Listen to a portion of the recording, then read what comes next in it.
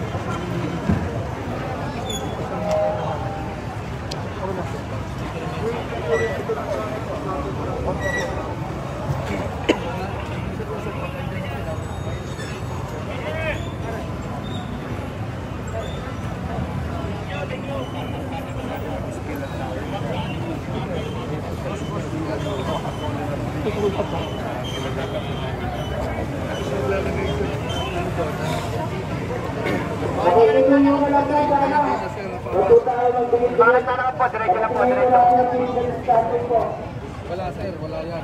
Open yung yan marami.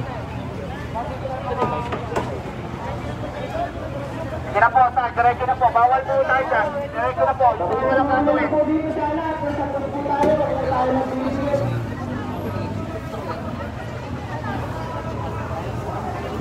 Diretso na po, makikitulong na lang po. Norme. So sir yan, Panatilihin po natin ang ating social distancing. Huwag po tayo mag-deliver.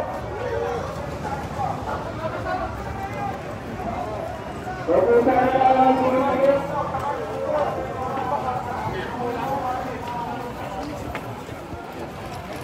Sorry.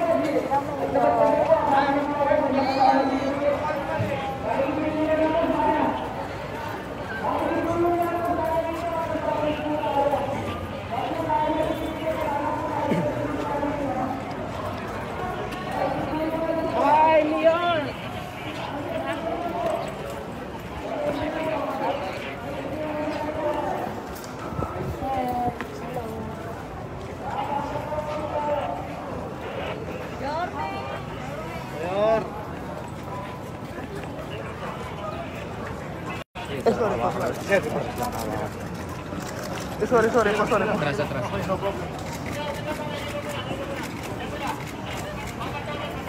Thank you sa inyo sa pagsagot nyo. Ayun. Thank you. Thank you sa pagsunod.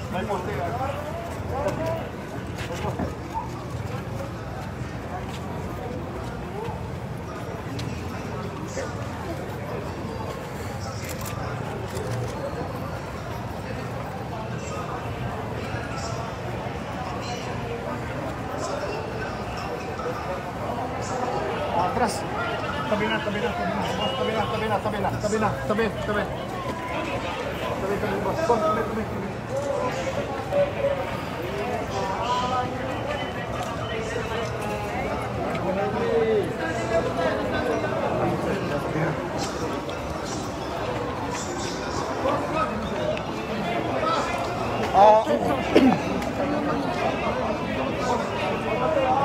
Yung mic ko.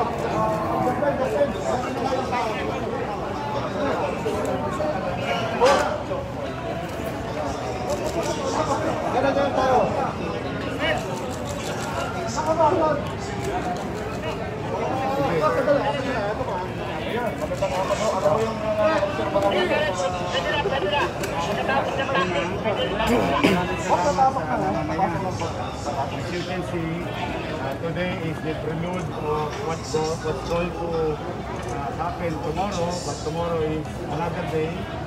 And as you can see, things are being put into right perspective. Maraming salamat kay General Francisco and to the men and women of Manila Police District and all other agencies of local government at saka sa mga ihos. Kasi kasama dito ngayon sa implementation, as much as possible, yung ma-practice yung physical distancing, orderly manner of devotees who will attend the mass and finish, and another set of devotees who will come in and out of the church and all other areas that can be made available na maka-attend sila ng mass. Kasi maraming areas dito na merong LED para sa visual at parang maramdaman din nila kahit paano na kabahagi sila ng misa. But still, muli nananawagan ako, hanggat maaari, please stay home. Manalangin tayo ng tempting sa kanya-kanya nating bahay as much as possible. And if ever, konting pasensya lang, may mga ipatutupad para na rin sa kaligtasan natin lahat na kailangan sundin minuman na dadapo dito sa Fiesta ng Quiapo. Now, with that, I would like to take this opportunity that I have signed Executive Order Number 1, Series of 2021, a few hours ago, stating that all online classes will be cancelled tomorrow if there is selling of liquor is prohibited and strict implementation of Ordinance Number 5555, yung pag-iinom sa kalsada. So gusto kong manawagan na may bagong panawagan, bagong ipatutupad under Executive Order Number 1 Series of 2021. Liquor ban at may fit na pagpapatupad ng Ordinance 5555 sa araw mismo ng kapistahan. And online classes, because there will be challenging situation that connectivity might have some adjustment in the area. So, para sa pangkalahatan na lang, walang online classes tomorrow. Pagbukas, pagpatuloy niyo yung cellphone signal. Pagpatuloy niyo yung cellphone signal tomorrow. We'll do something about it. Para lang malinaw. Kasi, sir, di ba yung iba, hanggat maaari, ang clarification ko, Mayor, is because some of them will be watching online through their cell phones. So, okay, kung nandito sila sa area, no, meron kaming kapalit na ibibigay na access visually, which is yung mga LED. No? So they can access visually what is happening inside the church. Dito, sa labas, they might have some challenges to access their regular cell phone calls and texts. I would suggest there is some connectivity online na available. Gamitin nila yung kanilang mga messaging app using internet kung merong available. But I would suggest na i-advise na nila yung kanilang mga pamilya na kung nasaan sila, and rest assured that there are other means of communication will be made available to the general public through the help of Manila Police District Station, in choke points, in the areas, within the areas, and surrounding areas.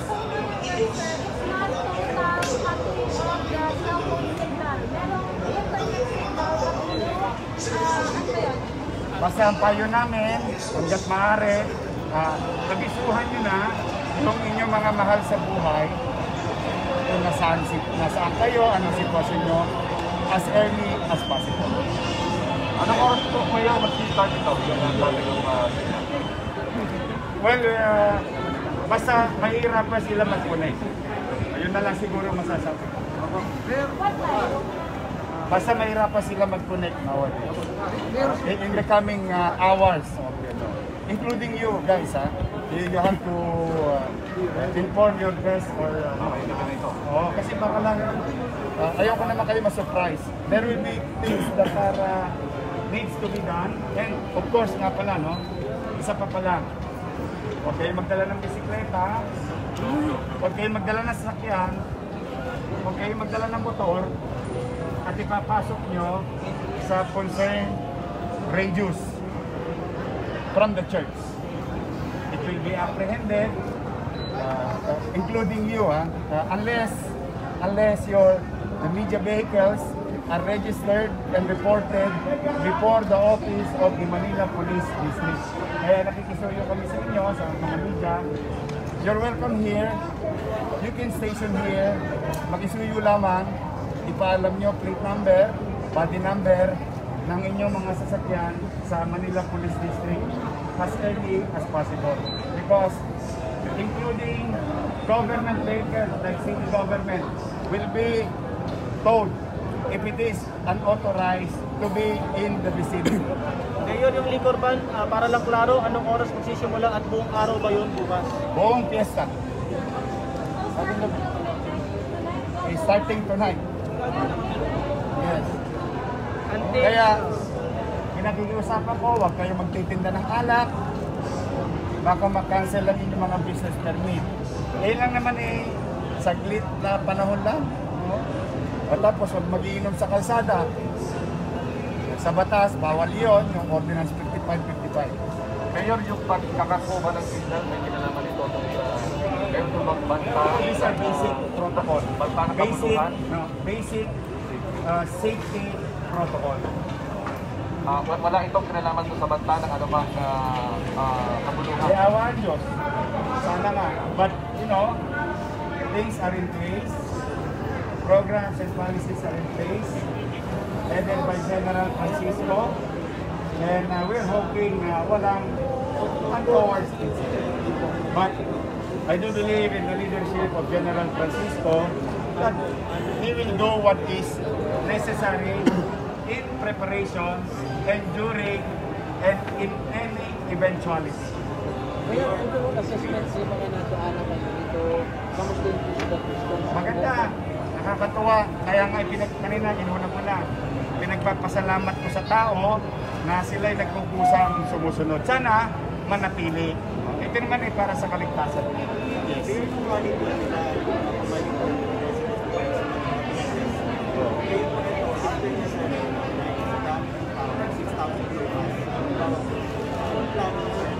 Okay. Ang good news, unang good news, doon sa ginawa natin Balik Maynila, mass testing, sa awa ng Diyos, isa lang ang nag-positive. At salamat at natagpuan natin sila sa lalong madaling panahon at nabigyan ng enough and proper medical attention. But generally, negative. So, we might do the same after Fiesta ng Quiapo, after Fiesta ng Santo Niño. So, we will continue to pursue swab testing, and it's going to be made available free and accessible. Yun, ano pa rin kami, nandun pa rin kami sa conservative approach ng implementation. Sir, yung balik Manila, ano po yung curfew natin? Yes. Eh, basta po may curfew, so patutupad po yun, basta sa payo namin hanggat maaari, sumunod na lang sa alitin po. Yun lang naman ang pakiusap po. Going to arrest violators of course. health protocols And all other things. Paano mangyayari? Kasi syempre, ang gusto natin dito banal. Pero paano nakita natin? We are certain about our rules as much as possible. Gusto ko nga kusang pagsunod. But those or some individuals who will try, rest assured that Colonel Giagi, as a station commander of the area, and General Francisco, as MPD director, is fully aware of the policy of the City of Manila to implement ordinances, our own laws in the city, and IATF's rules and regulations. And we don't want that as much as possible. That's why ang lagi kong panawagan, magpusa. At natutuwa nga ako kanina, nakita ninyo pagdating ko, nakita natin yung mga utaw, talagang sila na rin, kasi mas maganda yun. But, in a given situation, with regard to your question, yes, we will. Arrest. Kasi diba we are trying, all these health protocols are being followed. I'm sorry ah. All these health protocols are being followed to make sure na hindi po tayo mahahawa ng COVID. Kung ikukulong sila, aabot po sa punto na ikukulong sila, or I understand there's going to be a bus na i-deploy from BFP. No, we will put them in a proper place. Well, one is quarantine facility. That's one. We have enough quarantine facility. As much as possible, we will treat them humanely. Yung, alam mo yung gusto mo magpatupad, gusto mo maging maigpit, pero gusto mo may malasakit, yung compassion, we will try to, as much as possible, understand. But, baka katulad ng pangamba mo na may ilang individual, pagka grave naman yung pag-disregard, then proper laws will be implemented, and they have to face the music or the consequences of their action. Clarify with General Francisco kasi meron po kayo ata sila na meron daw i-deploy na Bureau of Fire Protection bus para doon ilalagay ang mga pansamantalang na-apprehend. Meron po ba Yes, ito? lang kaming BGMP bus at naka-standby lang yun. In case lang na may mga very flagrant violation before go to our station. So, yun, temporary, hindi po sila mag-detain, then i-shuttle back siya sa aming advance. Pero dadalhin pa rin po sa presinto?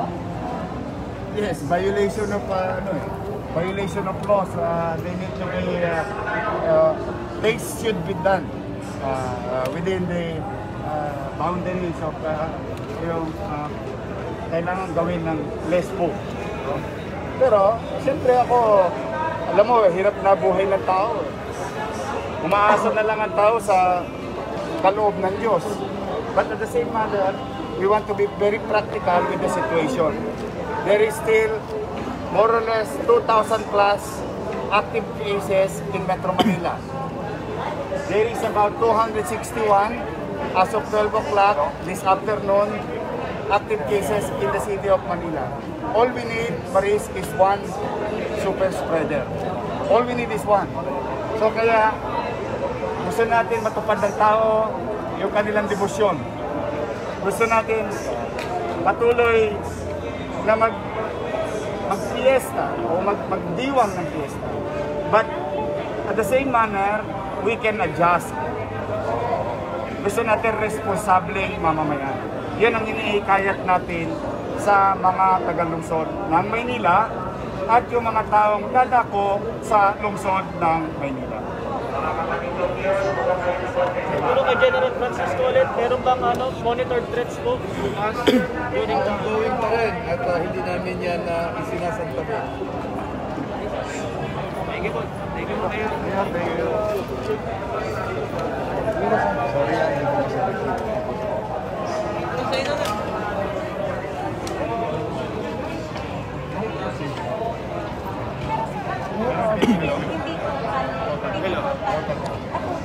Kaya di lang sa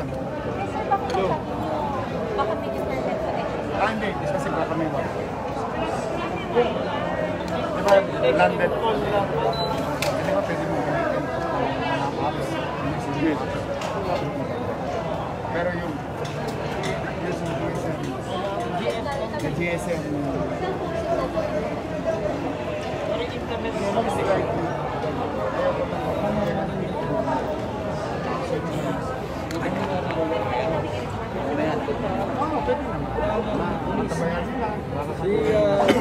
Wala tayo ng ilang bahagi ng panayam kay Mayor. Yan yung page ni Mayor, sir. Yes. Magkakaroon kasi ng question ng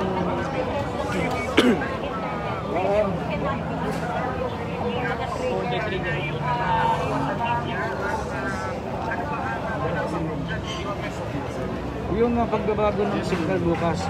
At saka yung yung meron siyang yung ilalabas na ordinance yung pagbabawal ng pag-inom bukas. Alam mo naman, wag ka muna mag-iinom Christian bukas kasi bawal sa Maynila. Kung pwedeng mo naman sa loob ng pero lalapit ako na si Mayor.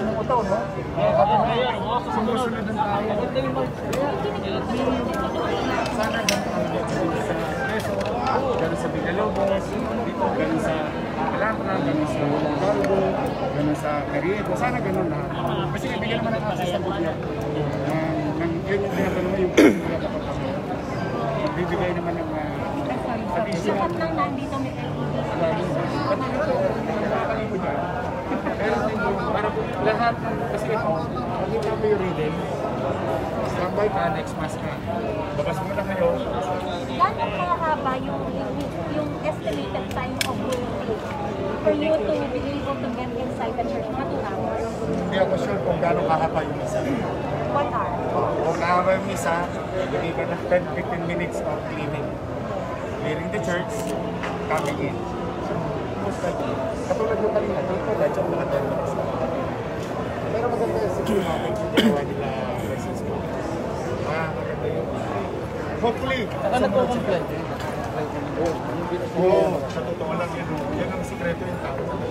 Pero kung pangmanawagan kasi pwede sa binanggit na mga pagbabago sa mga Kaya na nga yung tinatanong niya kanina. Kung hindi susunod, arrest rin yun. Sa checkpoint pa lang arrest. Pero sila sinasabi ko kanina, may mga quarantine areas where they are going to need to be. Depende sa mga. Sa mas, BJMP mas. Mas pwede namin dali sila sa quarantine. After sila nilang pinalagi pa sa So bus muna, tapos quarantine area. kasi ano yun, Tapos pinapray ng mga tao, ipapamilibog mo din. Mayor, Kasama na yun. napakabigat na tanong na to. Hindi ko man bang nalalaman sa cash. Di ba ko lang yan. Doon kasi mga namin yun ang magana. Benta muna kayo sa Getty, huwag na kayong tumuspas, Ipunin nyo pera nyo, iandaan natin ang sarili natin sa mga gastusin pang darating sa susunod na buwan. Dahil habang ang may katotohanan na may bakuna na sa mundo, lagi natin isipin, wala pang dumadako sa Pilipinas na bakuna. So we have to buy time. We must continue to pursue a healthy community in the next quarter o second quarter. Kaya meron pa tayong economic challenges na kakaharapin. So wag na natin itapon at ipariwara yung 10 buwan ng paghihirap natin. Doktongan na natin ang ilang buwan ng pagiging masinop sa pananalapi sa personal natin buhay. Kaya hinikayat namin kayo, katulad ng ginawa ninyo ng bagong taon. Halos wala nang pagputok sa Maynila. So, marami nakasave ng pera. Ganun na rin ang gawin natin ngayon.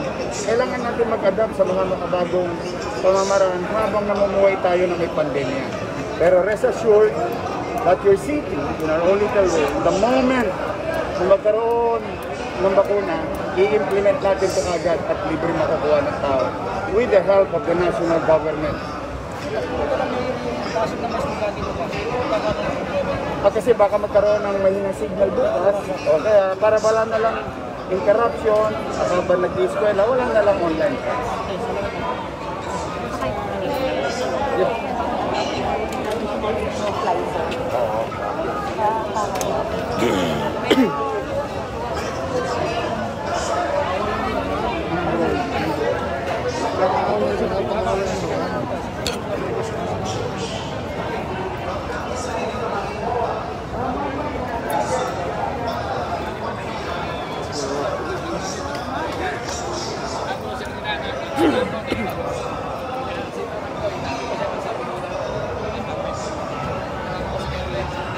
Narito po tayo ngayon sa Quiapo Church kung saan may physically distanced mass.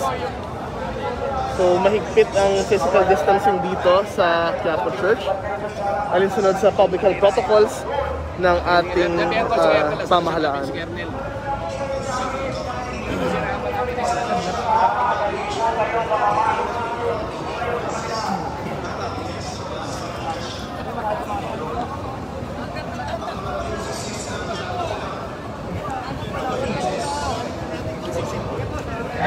Ay Father, live tayo ngayon sa page ni Mayor. Live tayo ngayon sa page ni Mayor. Ikot-ikot lang po.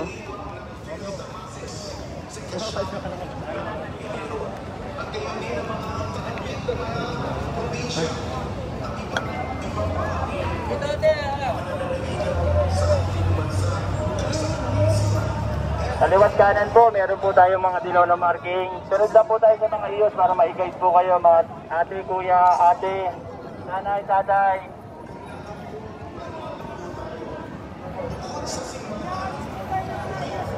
Sunod lang, wag na po tayo naman po na yun.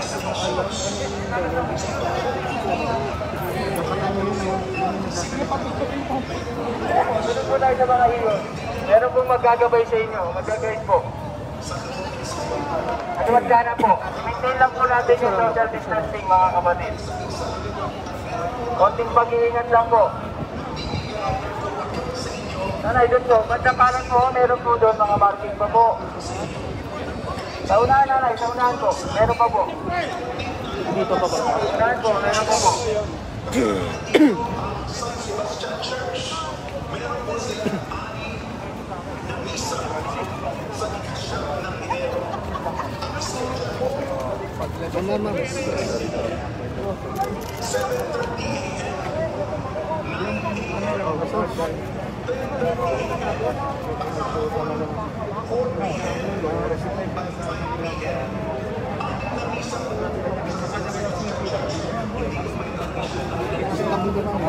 Nakatulong naman po kami para makapasok po yung mga magsisimba natin. Likod! Yan! Yan sa likod! Saan dito na?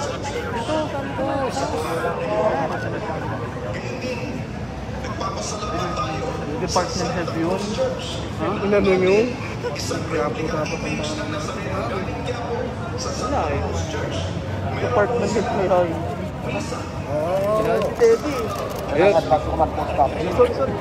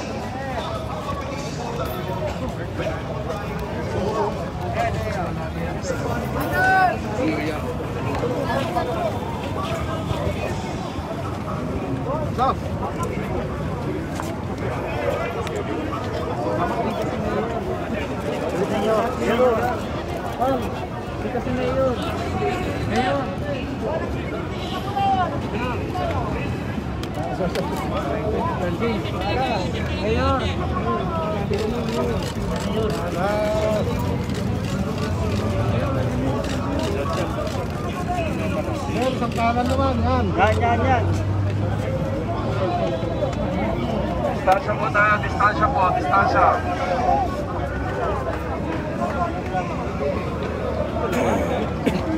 Distansya po tayo, distansya.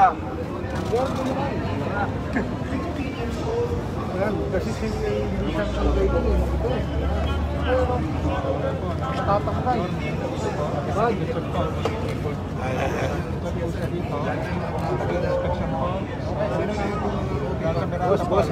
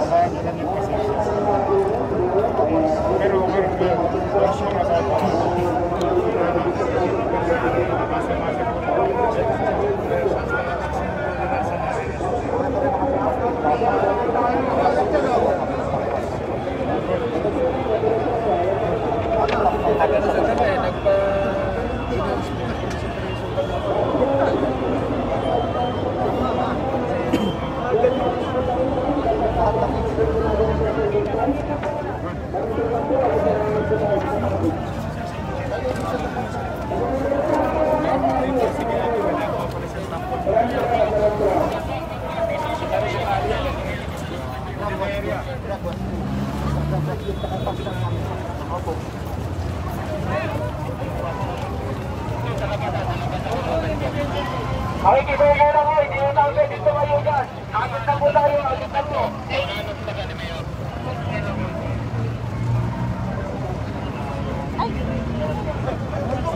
Maraming salamat po.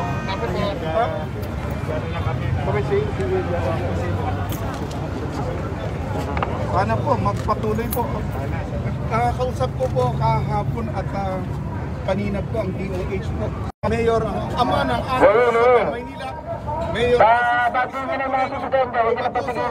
sa ating paghahanda para sa ating prastasyon 2021. Kasi bulubad, taas sa traffic natin, sa traffic. Si Yorme, Ito na tayo sa maintain social distance. Kasi bulubad dito, dito. Na tayo magmahal sa Panginoon mula sa ating tahanan. Stay at home, yun ang pinaka mainam. Tapos naman, kung magsisimba kayo sa parokya nyo, meron pong fiesta mass ng Nazareno doon. May limitasyon lang para dito. Yorme, kahapon nakiusap po ako sa buong distrito ng Quiapo, yung mga barangay, basic iglesia community, magsimba po sila, lahat sila sa San Sebastian, nandun po yung Nazareno. Para doon na po sila. Maraming salamat po ang ating... Ang iniisip ng iba, baka mabawasan yung biyayang matatangon nila kapag hindi po. Lumapit sa kay Nazareno Sa Biblia, meron pong insidente doon na kailangan hawakan yung damit niya. Meron din pagpapagaling yung Roman Centurion, yun ang long distance healing. Diba?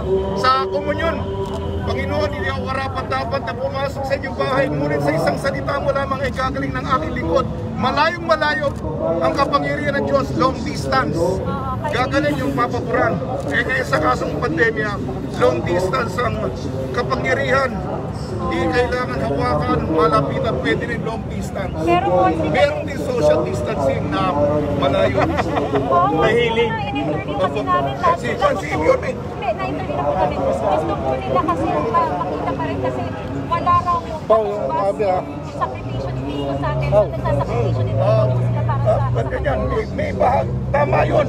Pero may sinasabi din na ang kapangyarihan ng Diyos, malapit o malayo, makapangyarihan ng Panginoon, malapit na distansya at malayong distansya. Ngayon sa panahon ng pandemya, nakikiusap po kami, simbahan, pamahalaan, At ang gobyerno, DOH na para hindi tayo magkasakit. Ayaw po namin na maging sanhi ng pagpapalaganap ng virus, bagamat bumababa na po. Magyayabang ko po. Yung kamay nilaan po, ay ba na? Yung mga latest po, wala po sa top 5. Top 5 ha? Malaking populasyon ng Maynila. Pero bumababa po yung kaso. Sa distrito ng Quiapo, yung huli po may 1. Pero yung mga 2 previous na ulat ng Manila Public Information Office, 0 active cases. Tumigil tayo, mahirap yun. Hangaan natin yun. Pabor ba yan na biyaya? Mayaya. Sa Pilipinas, kanina rin, sa Pilipinas din kanina, kasi dinala po namin sa Manila City Hall ang Nazareno, dinala rin natin ang Nazareno sa San Lazaro. Pagamat kami may iba't ibang perspektibo, ang paghahanga namin sa kagitingan ng mga may nag-alay ng buhay, yung mga medical frontliner natin at saka sa Manila LGU. Nagpapasalamat po kami sa kagitingan, sa kasipagan. Malaki po ang nawala natin, kaya masasalamat na Nazareno yun. Kaya yan, sige na tayo. Maraming God first muna kami. God first muna tayo.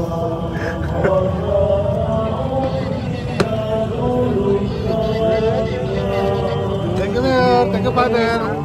Yes, I will include that.